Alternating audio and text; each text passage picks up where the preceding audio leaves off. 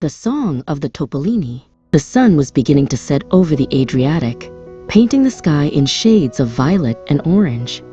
After the heavy, dusty atmosphere of the castle, the salty breeze of Barcola felt like a lungful of hope. Terenzio's notes mentioned the white semicircles by the sea, Julian said, checking the old map they had recovered.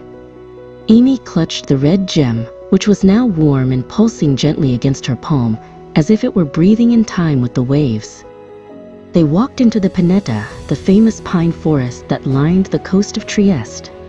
The long, leaning shadows of the pine trees stretched across the path, and the air was filled with the scent of resin and sea salt. Amy was so focused on the flickering red light of the gem that she didn't notice the gnarled roots snaking across the gravel path.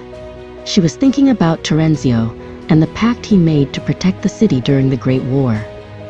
With a sudden oof, Amy's foot caught on a thick, twisted root. She stumbled forward, her arms windmilling wildly as she tried to regain her balance. She managed to avoid a total faceplant by grabbing onto a nearby wooden park bench, but her momentum sent her shoulder bag sliding across the pavement. "Careful," Julian laughed, reaching out to steady her. "The gem wants us to move fast, but maybe not that fast." Amy blushed, dusting off her jeans and adjusting her coat. "It's not my fault the trees are trying to trip me," she joked. Though her heart was still racing, Julian picked up her bag and handed it back, but his eyes were fixed on the gem. Its light was no longer a steady pulse.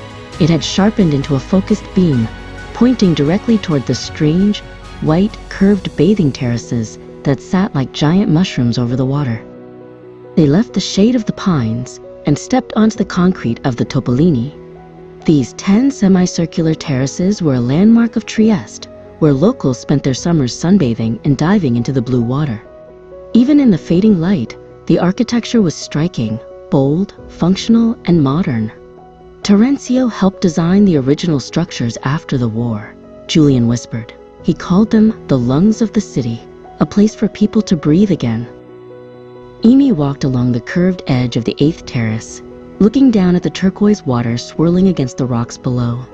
The red gem was vibrating so hard now, it felt like a trapped bird trying to escape her grip. The pact wasn't just about hiding the music box, Julian, she realized aloud. It was about rebuilding the city's spirit. Terenzio used the geometry of the secret to help design these public spaces. They reached the very edge of the 10th terrace, the furthest, Topolino. Julian knelt down to examine the concrete base of a vintage metal ladder that led down to the sea. There, etched into the weathered stone and hidden by years of salt spray, was a small symbol that matched the one from the castle. A compass rose with a hidden gear at its center. "He hid it in plain sight," Julian said, his voice full of awe. "Hold the gem against the center of the rose, Amy," Julian instructed. He stepped back to give her room, his breath hitching in anticipation. Amy leaned over, her fingers trembling slightly. She was nervous. The wind was picking up, and she knew her own clumsiness all too well. One wrong move, and the gem could slip from her fingers into the deep, dark water of the Adriatic. Amy took a deep breath and pressed the glowing stone into the circular indentation at the heart of the compass.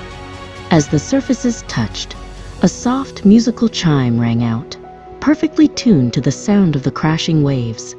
The concrete didn't move, but the gem's light turned from a fiery red to a calm, deep violet.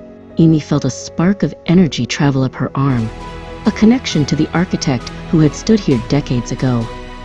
Suddenly, a small brass cylinder rose slowly from a hidden slot in the metal railing nearby. Julian grabbed the cylinder just as the last sliver of the sun dipped below the horizon. Inside was a rolled blueprint, shimmering with a faint, magical luminescence. "This isn't just a building plan," Julian said, his eyes wide as he unrolled the paper. "It's a map to the final resting place of the music box.